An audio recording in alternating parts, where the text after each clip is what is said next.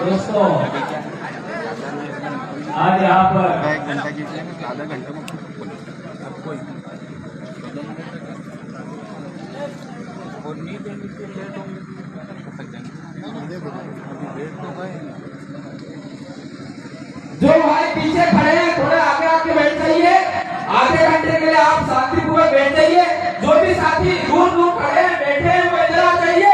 उधर साथी है, सभी साथियों से निवेदन है कि आप जल्द से जल्द हमारे न सिर्फ भील प्रदेश के गुरु हैं, वो हमारे देश के 10 करोड़ आदिवासी के गुरु हैं और उनका नाम है बड़ी मुश्किल से मिलता है। You know that he is very for last 3 days regular and everything. Regular and everything and he is very kind person. And even that he is giving his important time to us. So that's what I am telling you and I am requesting to all of you. आप सभी से निवेदन करना चाहूंगा कि आप अभी जो आधा घंटा में मिलने जा रहा दादा का वो बहुत ही कीमती है, बहुत ही महत्वपूर्ण है और उनके विचार बहुत ही हमारे महत्वपूर्ण है। तो उनको सुने अच्छे से। धन्यवाद। जय जोहार, जय जोहार जी। धन्यवाद भाई मीरा जी। दोस्तों अभी आप सुबह से यहाँ पर बैठे हैं और हम लोग भी कल से शाम से ट्रेवलिंग करके अभी आप पहुंचे। थोड़ा जल्दी आ जाते लेकिन हम लोगों ने हमारे इलाके के अंदर माही नदी आ रही है और वो भी भीलोग इलाके से आ रही है, तो हम माही नदी का उद्गम स्थल कहाँ है वो देखने गए थे और स्नान भी उधर कर लिया, इसलिए थोड़े से लेट हो गए। तो सरदारपुर वाले भाई बार बार बोल रहे हैं कि आपको सरदारपुर में भी आना है, तो हमको आज लगा कि सरदारपुर जाना ही चाहिए। तो आने वाले समय में हम सरदारपुर का कार्यक्रम भी देंगे। अभी हमारे कभी भी आदिवासी परिवार में किसी व्यक्ति का नाम लेना हम लोग पसंद नहीं करते हैं, न करते आए हैं, लेकिन थोड़ा सा यहाँ पर मध्य प्रदेश में आने के बाद में और कुछ बातें यहाँ पर जो कंट्रोवर्शियल हैं उनको देखते हुए मैं कहना चाहता हूँ कि किसी भी आदमी को हमें इग्नोर नहीं करना है, किसी भी व्यक्ति को हमें इग्नोर नहीं करना है। हर व्यक्ति हमारे लिए महत्वपूर्ण है। जो आदिवासी विचारधारा के लिए काम करता है, जो व्यक्ति आदिवासियों को जोड़ने के लिए काम करता है, जो इस प्रकृति संस्कृति को बचाना चाहता है, कुदरती संस्कृति को बचाना चाहता है और पूरे जीव जगत को बचाने वाली समाज व्यवस्था को बचाना चाहता है, हर एक आदमी का हमें सम्मान करना है। ये आपके बीच में कहना चाहता हूं। ये इसलिए कहना चाहता हूं कि कई भाई हमारे राय साहब का विरोध करते हैं, ये मैं उचित नहीं मानता, मैं उचित नहीं मानता। महेश भाई का या फिर हमारे दूसरे साथियों का कोई लोग विरोध करते हैं, उसको भी मैं उचित नहीं मानता। और दूसरे आदिवासी समुदाय के लोग हैं, उनका भी हम लोग यदि विरोध करते हैं तो यह भी मैं उचित नहीं मानता। इवन में एक भी आदिवासी का विरोध नहीं करना चाहता। आदिवासी तो दूर की बात है, किसी भी एक इंसान का भी विरोध नहीं करना चाहता। क्यों नहीं विरोध करना चाहता? एक भी व्यक्ति जो आज हमारे साथ जी रहा है, किसी का भी विरोध हम नहीं करना चाहते। क्यों नहीं करना चाहते? हम इसलिए नहीं करना चाहते हैं कि आदिवासी पूर्वज ये मानते आए हैं कि जो व्यक्ति अभी हमारे साथ जी रहा है वो पुनः इस धरती पर कभी लौट के वापस नहीं आएगा, ये हमारे पूर्वज मानते हैं। इसलिए हर एक व्यक्ति आज जो हमारे साथ जी रहा है, हर एक महत्वपूर्ण है, क्योंकि वो दोबारा इस धरती पर वापस नहीं आएगा। न महिला आएगी वापस, न पुरुष आएगा, न कोई जानवर हमारे साथ जी रहा है वो भी वापस नहीं आएगा, लेकिन उसका डीएनए इस धरती पर जीवित रहेगा, इसकी गारंटी है। हजारों लाखों साल से हमारे पूर्वजों का डीएनए हमारे अंदर आज जिंदा है। इसी तरीके से अगली पीढ़ी में भी वो डीएनए जिंदा रहेगा, ये बात सच है। लेकिन हम वापस इस धरती पर नहीं आएंगे, ये हमारे पूर्वजों की मान्यता है और ये साइंटिफिकली आपका कुदरती तरीके से, वैज्ञानिक तरीके से प्रूव हो गया है। ये बात गलत नहीं है। जिन लोगों ने साइंस पढ़ा है, जो डॉक्टर इंजीनियर कर रहे हैं, उनको पता है। यहाँ पर हमारे 3 से 4 तो डॉक्टर बैठे हैं, मान्यवर कमल जी डॉक्टर साहब बैठे हैं, हमारे डिंडोर साहब बड़े अधिकारी बैठे हैं और बहुत सारे भाई हमारे बीच बैठे हैं। जिन लोगों का स्टडी बहुत बढ़िया है, जिन लोगों का जानकारी बहुत अच्छा है, उन तमाम लोगों को मालूम है कि एक एक इंसान की कितनी वैल्यू है। अब दूसरा सवाल पैदा होता है, जो लोग हमारा विरोध करते हैं उनका क्या? ये सवाल पैदा होता है, जो लोग हमारा विरोध करते हैं। मैं ये कहना चाहता हूं, जो लोग हमारा विरोध करते हैं वह अज्ञानी है। तो जो लोग अज्ञानी हैं, तो अज्ञानी बीमारी भी मानना चाहिए। मैं 2011 में बीमार पड़ा। कब बीमार पड़ा? तो मैंने कई लोगों को ठीक कर दिया, पर मैं ठीक नहीं हुआ। क्या करूं? 2011 में भी बीमार हुआ। मैंने कई लोगों की मानसिक बीमारी ठीक कर दी, मैं ठीक नहीं हुआ। लेकिन आपको ज्ञात होना चाहिए, ये बीमारी होने के बाद ही मैं ज्यादा फेमस हुआ। और आज की तारीख में न जाने कितने लोगों ने मेरे फोटो लिए, मुझे ही पता नहीं। अब तो मैं फोटो लेना भी नहीं चाहता, थक जाता। कार्यक्रमों में ऐसा होता। तो मेरे भाइयों बहनों, मैं आपको यह कहना चाहता हूं, जो लोग हमारा विरोध कर रहे हैं वो बीमार है। तो बीमार लोगों का इलाज क्या है? दवाई करनी पड़ेगी। मेरी बीमारी तो लाइलाज है,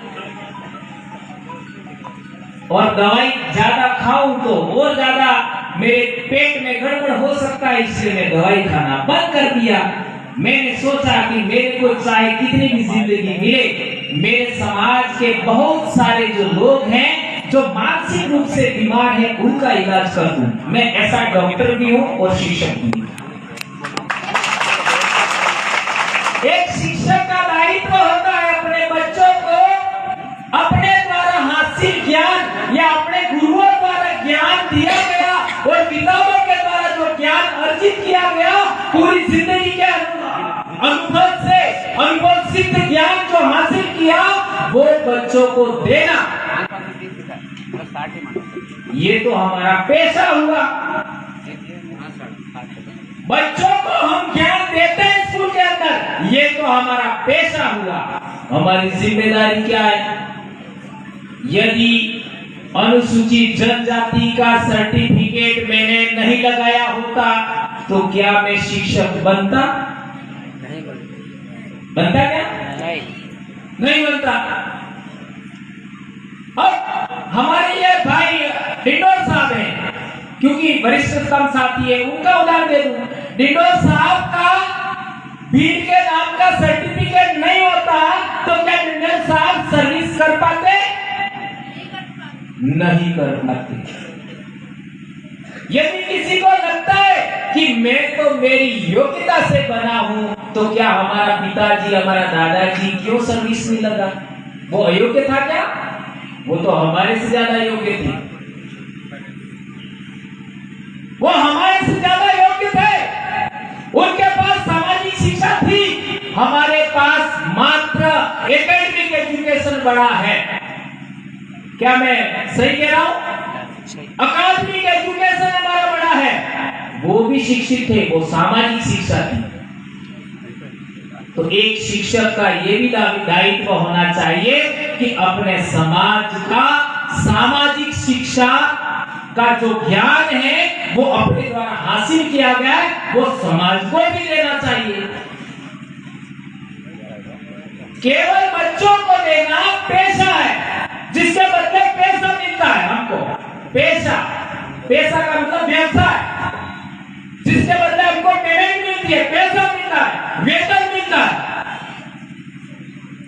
तो जो मेरे नाम से सर्टिफिकेट बना, जाति प्रमाण पत्र बना, अनुसूचित जनजाति का, आदिवासी नाम का जाति प्रमाण पत्र बना, उसकी वजह से मैं नौकरी लगा। उसके लिए मैंने क्या किया? उसके लिए मैंने क्या किया? तो उसके लिए मैं कर्ज चुका रहा हूं मेरे समाज को। बंवरलाल परमार के नाम का सर्टिफिकेट नहीं है, भील आदिवासी समाज का मैं बेटा हूं, उसके नाम से सर्टिफिकेट बना है। तो मैं मेरे समाज का कर्जा चुका रहा हूं। मेरे पास जो ज्ञान है, जो जानकारी है, अनुभव सिद्ध ज्ञान है, वैज्ञानिक ज्ञान है, प्रकृति संस्कृति का नॉलेज है, कुदरती संस्कृति का नॉलेज है, वह मैं शेयर कर रहा हूं मेरे समाज को। तो मैं नवाई कर रहा हूं। नवाई अगले नवाई त्योहार की है, एहसान नहीं कर रहा हूं भाई। लोकेश नवाई हो गया क्यों? क्योंकि उधर निवाड़ में थोड़ा सा हो सकता है डिफरेंट हो जाए, जो भी है। कहने का मतलब ये है, कल लोकेश हम लोग नागपुर भी थे। मैं जो बात बताना चाह रहा था कि हम लोग दो चीज काम कर रहे हैं। एक काम तो हमको जो वेतन मिल रही है उसके लिए हम लोग हमारे पेशे के प्रति हम जिम्मेदार हैं और विश्वसनीयता से काम कर रहे हैं, वो हमारी नौकरी है। और हमने हमारे समाज का सर्टिफिकेट लगाया, इस वजह से हम समाज सेवा का काम कर रहे हैं। कल हम लोग भाई लोकेश ने, उनको आप पूछ सकते हैं, हम लोग गए थे नागपुर। वहां थोड़ा सा कुछ बातें हम लोगों को, अब यहाँ मन से बोलना तो अच्छा नहीं लगता, लेकिन बहुत सारा समय बिगड़ गया। मैनेजमेंट समय का ठीक नहीं हो पाया और मन संचालन भी थोड़ा सा आदिवासी परिवार अपना जैस का है, उस तरीके का क्वालिटी का मुझे तो ठीक नहीं लगा। इस वजह से टाइम मैनेजमेंट हुआ, बहुत सारे लोग नहीं बोल पाए। जिस तरीके से प्रचार हुआ कार्यक्रम का, उस तरीके से थोड़ा सा ठीक नहीं हुआ, ऐसा मुझे लगता है। क्योंकि कोई व्यक्ति इतना बाहर से आता है तो कम से कम आधा घंटा होना चाहिए ताकि अपनी बात कह सके। और बहुत अच्छा विषय था, उस विषय के बारे में वहां जो मैं नहीं बोल पाया, मैं यहाँ आपके बीच में रखना चाहता हूं। वो इसलिए रखना चाहता हूं कि वो बहुत महत्वपूर्ण बात है। कई लोग हमको कहते हैं आप भील के नाम पर मत बोलो,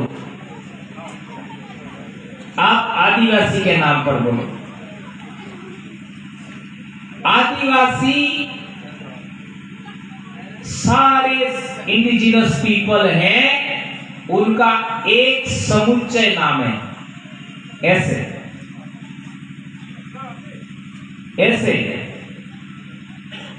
समझ में आया? सबको मिला करके ये आदिवासी बना, बराबर है? अब मुझे बता दीजिए, आदिवासी होने की पहली पहचान क्या है? आदिवासी होने की पहली पहचान क्या है? बताइए आप में से कोई भी है? वो बहन बोल रही है, बेटी बोल रही है, बोली। एग्जैक्टली, बहुत सही बात बताई, बोली। बहुत सही बात बताई। बोली हमारी पहचान है, प्रथम कसौटी। अब बताइए आदिवासी बोली होती है क्या? आदिवासी बोलियां हो सकती है, बोली नहीं होती। ध्यान रखो, आदिवासी बोलियां हो सकती है, आदिवासी बोली नहीं होती। बगरा जी ये बहुत इंपॉर्टेंट बात कह रहा हूं। तो बोली कौन सी है? भीली। बोली कौन सी है? भीली। भीली बोली में आदमी को क्या कहते हैं?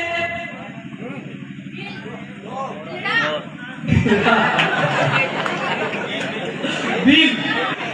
ठीक है। और आदिवासी बोली में महिला को क्या बोलते हैं? अरे भीली बोली में महिला को क्या बोलते हैं? भीलन। ध्यान रखो। इसी तरीके से गोंडी बोली के अंदर आदमी को गोंडी कहते हैं और महिला को गोंडनी कहते हैं। वो हमारे इंदौर वाले मैडम, अपने क्या नाम है? कार्तिक भाई? नहीं, वो ध्रुवे मैडम, सुशीला मैडम लिखते हैं गोंडनी। सुशीला जी ध्रुवे। मेरी जिंदगी में एक महिला मैंने इतनी साहसी देखी, मेरे से ज्यादा साहसी है वो महिला सुशीला जी ध्रुवे। उनके लिए आज हमारे बीच में नहीं है, लेकिन आप उनका एक बार इनके साहस के लिए ताली बजा करके, बड़े साहस के साथ वो दिखते हैं अपने समाज के लिए, बोली के लिए, धर्म संस्कृति के लिए।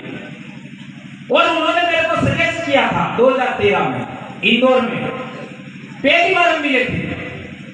मेरे को सजेस्ट किया था गोवर भाई आप लोग बहुत अच्छा बोलते हैं, लेकिन बोली पर और धर्म संस्कृति पर बोला करें।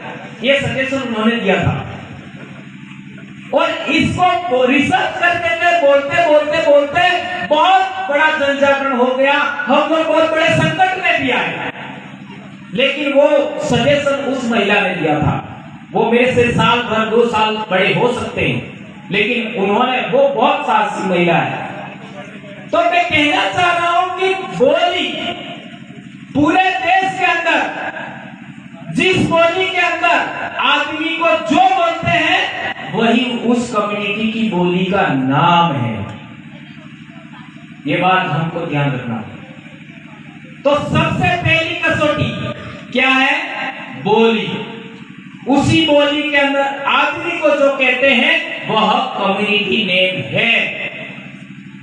अब सवाल पैदा होता है आप लोगों के सामने कि कौन सा ऐसा समाज है जिसके अंदर पूजा का काम महिला भी कर सकती है, पुरुष भी कर सकता है? ऐसा कौन सा समाज है? पूरे देश के अंदर जितने भी आदिवासी समुदाय हैं, पूरे देश के अंदर सभी आदिवासी समुदाय के अंदर महिला भी पूजा कर सकती है, आदमी भी पूजा कर सकता है। ये केवल और केवल आदिवासी के समाज के अलावा किसी समाज में नहीं है। भाई हम लोग कल लोकेश भाई ने हम लोग बात कर रहे थे, हमारे पास ही हमारे आसाम के भाई बैठे थे, है ना? तो मैं ऐसा भी कहना चाहता हूं कि यदि उधर कभी पूजा पद्धति का अपन अध्ययन करना चाहें तो कल हमारी बात भी हुई है, हमें कुछ साथियों को देखने के लिए जाना चाहिए।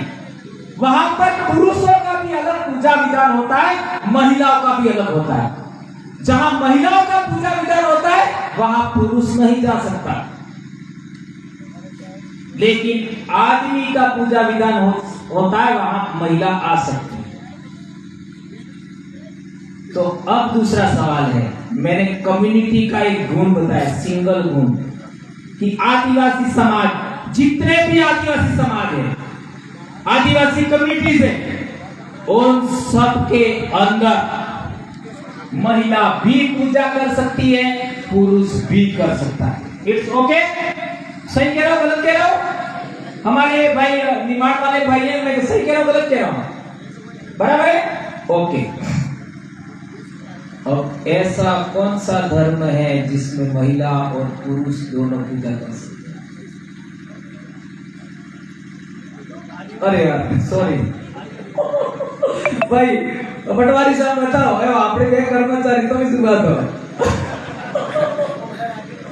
अच्छा, तो कौन सा, देखिए मैं थोड़ा सा धीरे ही बोलना चाहूंगा पर बेटर तरीके समझाना चाहता हूं, ज्यादा टाइम नहीं लूंगा।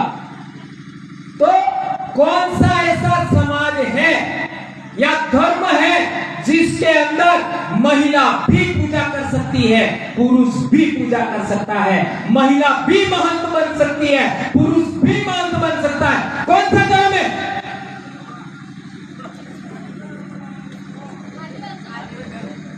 आदिवासी धर्म ऐसा बोलते। इसके अलावा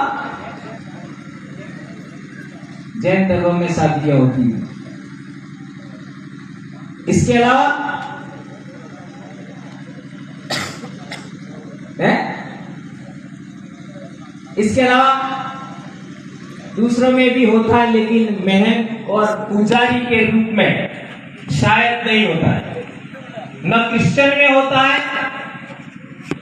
न आपका क्या कहते हैं मुस्लिम में होता है, न यहूदी में होता है, और न ही हमारे देश में जो धर्म के नाम से प्रचारित किया गया। अभी भागवत साहब ने वो जो कौन सा कार्यक्रम था आपका विजयदशमी वाला, एक शब्द भी नहीं बोला, हमेशा सनातन सनातन सनातन सनातन, और सनातन बोल करके वो आदिवासियों के अंदर घुस जाते हैं। ये बात ध्यान रखनी है। उसके अंदर भी ऐसा नहीं है। अब बता दीजिए, प्रकृति मूलक और मानवता के लिए पूरे जीव जगत को बचाने लायक धर्म किसके पास है? किसके पास है? वो संस्कृति किसके पास है? केवल आदिवासी के पास में। चाहे वो गौंड हो, चाहे वो संथाल हो, चाहे वो भील हो, चाहे कोई भी हो।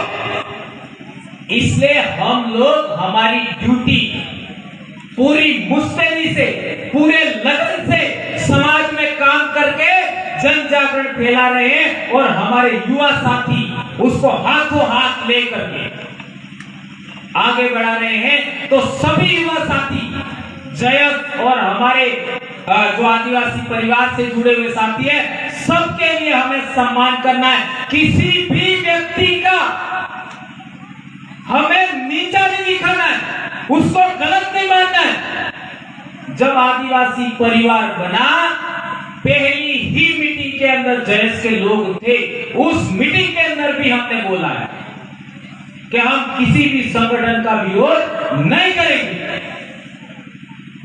100 किलोमीटर रेडियस के अंदर हम जन जागरण करेंगे 2020 तक, ऐसा हमने उस दिन सोचा था।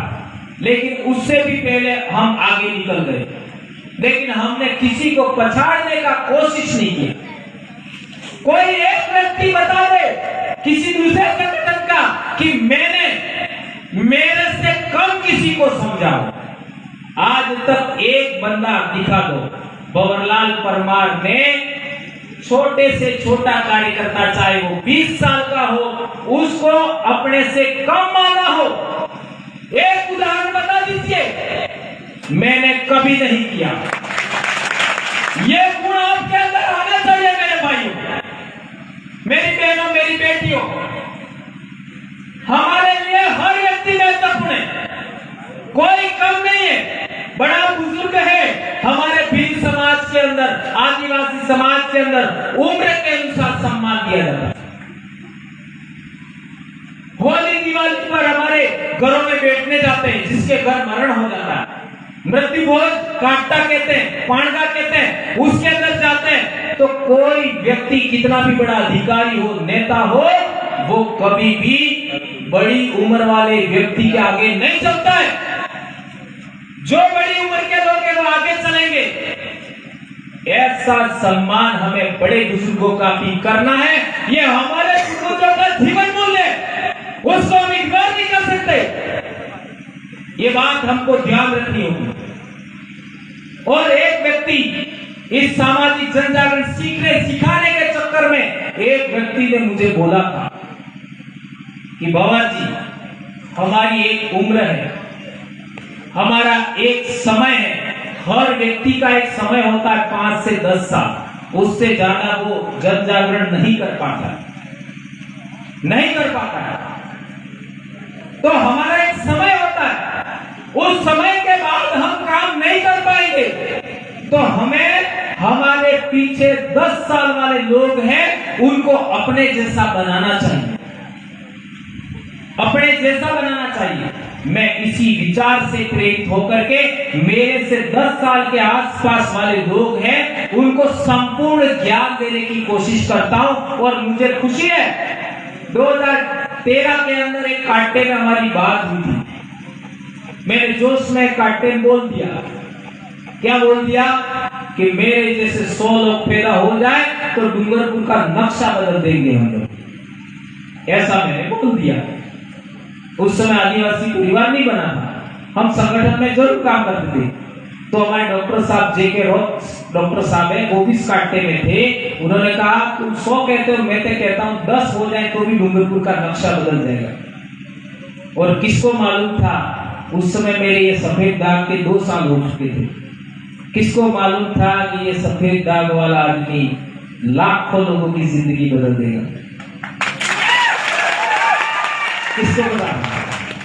कल हम लोग वहां गए, लड़के लड़कियां, बहुत अनजाने लोग कह रहे थे कि आपको हम YouTube से देखते, और इन लोगों ने बहुत सारी बात हमको शेयर भी किया और हमारे इलाके में आना, लेकिन हमारे पास इतना टाइम नहीं मिलता।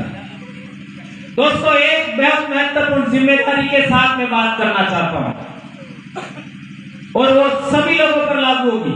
हमें किसी भी इंसान को थप्पड़ मारने से भी रुकना चाहिए, बचना चाहिए। किसी का बिल्कुल नहीं, मुक्का मारने तो दूर की बात है, लात मारने की तो दूर की बात है। ये देश आदिवासियों का है, सुप्रीम कोर्ट ने बोला है, और तुम इस धरती के मालिक हो। यदि ये सुप्रीम कोर्ट ने भी बोला है और आप भी मानते हो, तो आपको किसी को थप्पड़ मारना का सोचना तक नहीं है। हम केवल विचारों के आधार पर, हमारे पूर्वजों के जीवन मूल्यों के आधार पर सारी मानवता को चेंज कर सकते हैं। ये हुनर हम में है, और ये जानकारी हम लोग पूर्ति करें। इसलिए मैं कहना चाह रहा हूं, किसी को हमें थप्पड़ मारने का भी नहीं सोचना चाहिए। ये क्यों कह रहा हूं? ये इसलिए कह रहा हूं, डेमोक्रेसी है देश में, लोकतंत्र, और लोकतंत्र 1950 से पहले केवल और केवल आदिवासियों में था, केवल और केवल आदिवासियों में था। देश आजाद होने से पहले, जिसको हम संविधान कहते हैं, संविधान का प्रियम्बल कहते हैं, प्रस्तावना कहते हैं, वो जीवन मूल्य भी आदिवासियों में जीता थे। इसलिए हमें संविधान का पालन करना है, लोकतंत्र को मजबूत करने का काम करना है। और ये देश हमारा है, तो देश की एकता, अखंडता के लिए हमें प्रयास करते रहना है, लगातार काम करते रहना है। इसके लिए मैं कहना चाह रहा हूं, हमें किसी को नॉन वायलेंट रहते हुए किसी को थप्पड़ मारने का भी हमें नहीं सोचना। सांप होता है, वो केवल फुंकार मार दे तो उसके आसपास कोई आता नहीं। तो बिल नो डाग ने हाथ नो डाग बराबर हमारे के कहीं हमारे कहीं हमारे कहीं नहीं कहीं हमारे तो पता नहीं। हाथ नो डाग ने बिल नो डाग बराबर ए हमारे कहीं। खाली फुंकार से ही काम हो जाएगा तो किसी को उंगली लगाने की क्या जरूरत? जो नागपुर में यही बात को बोलना चाह रहा था, समय एडजस्ट नहीं हुआ। आज की तारीख में पूरे देश के आदिवासियों को केवल वैचारिक जागरण करना चाहिए। किसी को हानि पहुंचाने के बारे में बिल्कुल नहीं सोचना चाहिए, बिल्कुल नहीं। यदि हम लोग हमारे पूर्वजों के जीवन मूल्यों को मानते, हमारे पूर्वजों की संस्कृति मानते, तो हमें नहीं सोचना चाहिए।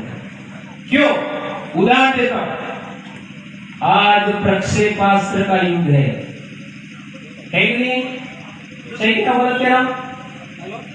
एक प्रक्षेपास्त्र पूरा दुनिया के किसी भी इलाके के अंदर हमला कर सकता है। वो जमाना है और आदिवासी आज भी तीर धनुष से ही घूमते हैं। और तीर धनुष लगा हुआ होगा तो वो तो प्रक्षेपास्त्र से नहीं डरता, ऐसा धैर्य दिखाता है। सही कह रहा बोल कह रहा हूं? अब तीर के अंदर तीर है ही नहीं तो भी ऐसा मानता है, यहाँ धनुष और वो हो ना तो प्रक्षेपास्त्र से भी डरे, इतना धैर्य दिखाता है। सही है गलत है? हमारे पूर्वजों ने कभी भी औजार या सुरक्षात्मक तीर धनुष है उससे आगे बढ़े ही नहीं। कभी बढ़ेगा? इसका कारण क्या है? यह कभी रिसर्च किया आपने? नहीं किया। हमारे पूर्वज अहिंसक थे, हमारे पूर्वज हिंसा में विश्वास नहीं करते थे, अहिंसक कौन थे। इसी वजह से हमारे पूर्वजों ने हथियारों का अपडेशन नहीं किया। बाबर 6000 सैनिक लेके आया, 1 लाख सेना राणा सांगा के पास था, हार गया। कारण क्या था? बारूद लेके आया था, बंदूक लेके आया था, तोप के गोले थे। और हमारे राजस्थान, मध्य प्रदेश और उत्तर प्रदेश, हरियाणा के राजपूत उस जमाने में 100 के करीब राजा थे खानवा के युद्ध में। वो समझ नहीं पाए ये क्या है और बाबर जीत गया। ये टेक्नोलॉजी से लोग जीते और आज इतनी जबरदस्त टेक्नोलॉजी होने के बावजूद भी हम लोग तीर धनुष से आगे नहीं बढ़ पा रहे हैं। उसका कारण क्या मालूम है आपको? ये केवल हमारी पहचान के लिए हम रखते हैं। आज भी किसी को हम हानि पहुंचाना नहीं चाहते। ये हमारे पूर्वजों का जीवन मूल्य है। पूरी दुनिया के अंदर मात्र और मात्र आदिवासी है जो अहिंसक कौम है, इसके अलावा कोई अहिंसक कौम नहीं है। ये बात आज आप यहां से लेके जाइए मेरे भाई।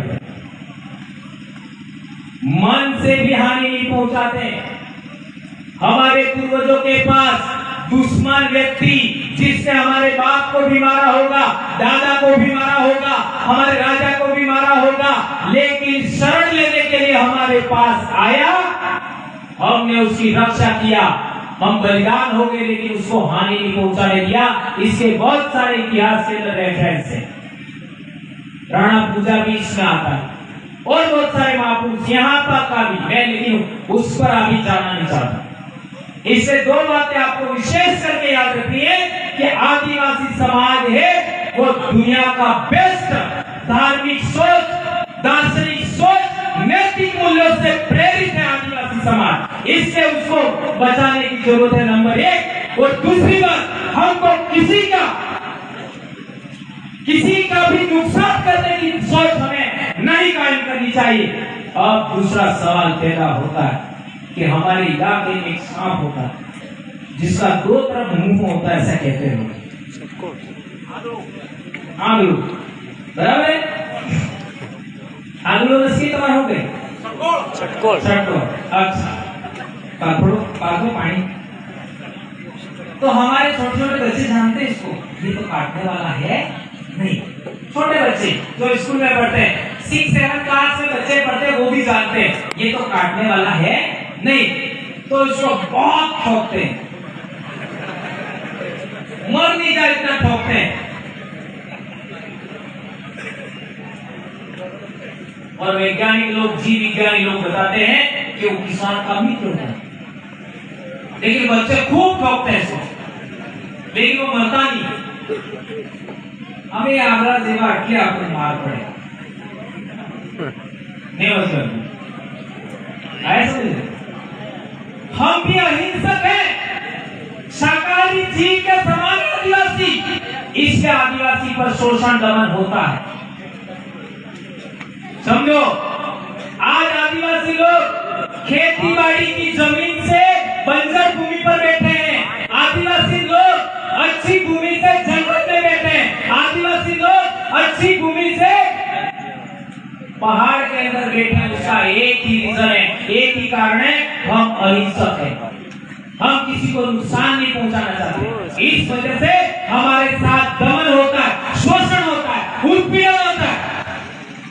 अब सवाल पैदा होता है, इस शोषण दमन उत्पीड़न का इलाज क्या है? वो इलाज भी हमारे पास नहीं। वो इलाज क्या है? एक ही इलाज है, सिंगल।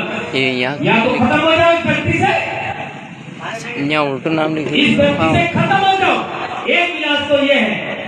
और इस धरती को आबाद करो, ये दूसरा इलाज है। आप कौन सा चाहते हैं? आबाद करो। टेंटिया भीलन्यू। गुरु नानक देव का एक वचन है, वो एक गांव में गए तो लोगों ने बहुत बड़ा भला बुरा कहा, तो उन्होंने कहा आबाद रहो।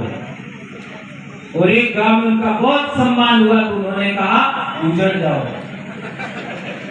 तो चेलों ने पूछा कि सारे जिन लोगों ने तुमको गालियां दिया, वो तो तुमने आबाद करो ऐसा कहा, और जो अच्छे व्यवहार किया उनको उजड़ जाओ ऐसा कहा।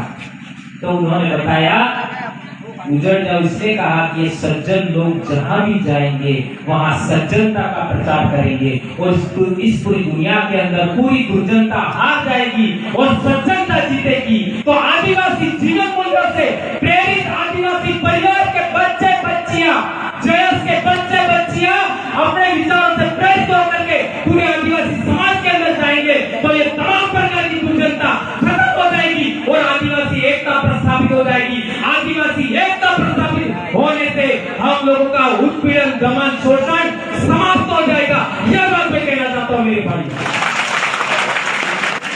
एकमात्र इलाज आदिवासी एकता के अलावा कोई इलाज नहीं। आदिवासी एकता के मार्ग में बहुत बड़ी बात है। क्या बात है? हाँ, धर्म और राजनीति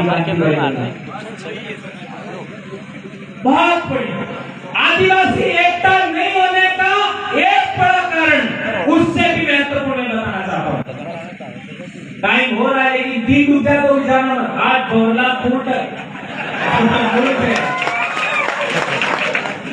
हाँ, बहुत महत्वपूर्ण बात कहना चाहता हूँ। न जाने जादू आने के बाद मुझे क्या हो जाता है, ऐसा पहले वो वहां भी हुआ था। तो बहुत महत्वपूर्ण बात याद रखिए मेरे भाई। हम लोग आदिवासी लोग हैं, क्या बोलता था? हाँ, बड़ी बात है आदिवासी एकता, बड़ी बात। एक चीज ऐसी है कि किसी संगठन को तोड़ना है तो पहले नंबर वाले आदमी को टारगेट करते हैं, वो लोग के दूसरे नंबर वाले हैं। अच्छा, रामायण के अंदर जो दो बाली सूरी थे उनमें सेकंड वाले को टारगेट किया, फर्स्ट वाले? मैडम, फर्स्ट वाला सेकंड वाला? सेकंड वाला। अच्छा, रावण और विभीषण था, उनमें फर्स्ट वाले सेकंड वाले? सेकंड वाले, बराबर है। ऐसा ही राजस्थान के इतिहास में देखोगे तो मुगलों ने भी ऐसा ही किया। राजा का छोटा भाई था, उसको अपनी तरफ मिला दिया, शक्ति सिंह, और एक दूसरा भाई था। ऐसा ही मराठों के साथ में भी हुआ, मारवाड़ वाले राठौड़ों के साथ में। वही राठौड़ इधर आके जागुआ के भीलों को हरा करके यहाँ राज कर बैठे। राइट? अलीराजपुर में भी राठौड़, यहाँ भी राठौड़, रतलाम में भी राठौड़, वो वहीं से आए। तो मैं कहना चाह रहा हूं, उन लोगों ने सेकंड आदमी को ही क्यों सेलेक्ट किया? रामायण में भी उदाहरण है, इतिहास में भी उदाहरण है, आपके गांव में भी उदाहरण है। सरपंच किसको बनाया होगा? जिसके परिवार के लोगों ने आदिवासी विचारधारा के लिए काम नहीं किया होगा, जिन्होंने चाटुकारिता किया होगा राजे रजवाड़ों के टाइम में, ठाकुरों के टाइम में, उसी को सरपंच बनाते हैं। हमारे इलाके में ऐसा होता है, आपके इलाके में होता है? क्या बात करो, इधर भी होता है। एमएलए भी ऐसे आदमी को बनाते हैं जो चाटुकारिता कर सके, बोल नहीं सके, और समाज के लिए तो एक लाइन नहीं बोले। हमारे उधर ऐसा होता है, आपके इधर?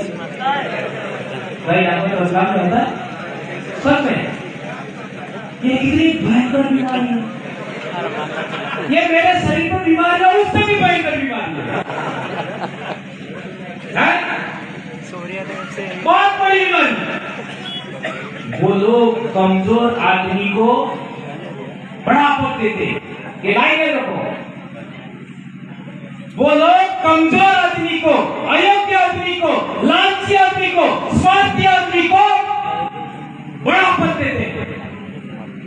तो जो वो योग्य नहीं होता है इतना बड़ा पद दे देते हैं, तो वो विचार करता है थोड़ी सी गुलामी कर लेने में क्या दिक्कत है। मामाजी आते वाला बात रही है। मो तमार बोलवा वजह से आप लोग उधर ही क्योंकि आप जो बोले उसको पूरा करना है मुझे ऐसा सोचना। तो मैं कहना चाहता हूँ कि आदिवासी परिवार और जयेश ने ऐसा सोचा है, योग्यतम आदमी है वो वहां जाना चाहिए। क्या आपका क्या कहना है? मत करो, शीशा लगे। योग्यतम आदमी, समाज के लिए बोलने वाला आदमी, समाज के लिए लड़ने वाला आदमी, संसद हो, विधानसभा हो, लोकसभा हो, चाहे कोई भी हो, गांव हो, पंचायत हो, जिला परिषद हो, जनपद हो, हर जगह समाज की बात करे ऐसा आदमी हमें आगे भेजना चाहिए। क्या हमारे समाज ने पिछले 75 साल में ऐसा किया? इसी एक बीमारी को ठीक करने पर, इसी एक बीमारी को ठीक करने पर हमारी बहुत बड़ी समस्या का समाधान हो सकता है। डॉक्टर साहब, क्या आदिवासी के लिए जो फंड आता है हमारे आदिवासी क्षेत्र के लिए, सिविल फाइट के लिए, क्या 50% खर्च होता है आपके इलाके में? हमारे भी नहीं होता है। इवन दूसरे काम के लिए हो जाता है। हमारे तो ऐसा भी रेफरेंस है अभी की सरकार के टाइम में, जो विपक्ष के लोग हैं उनके इलाके जो सिविल एरिया है उसके अंदर पैसा दे दिया। ऐसे भी उदाहरण आदिवासी के हित के बाहर जा करके पैसा खर्च करें। तो यदि लड़ाकू लोग का मतलब बोलने वाले लोग, सवाल खड़ा करने वाले लोग, लड़ने भिड़ने वाले लोग यदि विधानसभा के अंदर, लोकसभा के अंदर, जनपद के अंदर, जिला पंचायत के अंदर जाएंगे तो क्या बदलाव हो सकता है या नहीं हो सकता है? ये एक बदलाव होगा ऐसा सोच करके ही मैं इतना बीमार होने के बाद, इतनी परेशानियां झेलने के बाद मैं बोल रहा हूं, क्योंकि इस देश में डेमोक्रेसी इसके बगैर कभी नहीं आएगी, ऐसा मैं मानता हूं। यदि आप लोग भी ऐसा मानते हैं तो आज के बाद में ये तेरी जयस, ये मेरी जयस, ये मेरे भाइयों बिल्कुल बंद करना होगा। मैं भिलाला, मैं पट्टिया, मैं बारला, ये भी खत्म करना होगा। यदि खत्म नहीं करते हो तो 1931 का सेंसस एक बार पढ़ लेना, उसके अंदर साफ लिखा हुआ है ये भील वंश के सब रूप में, ये लिखा हुआ। हमें इस तरीके से लड़ना बिल्कुल नहीं चाहिए।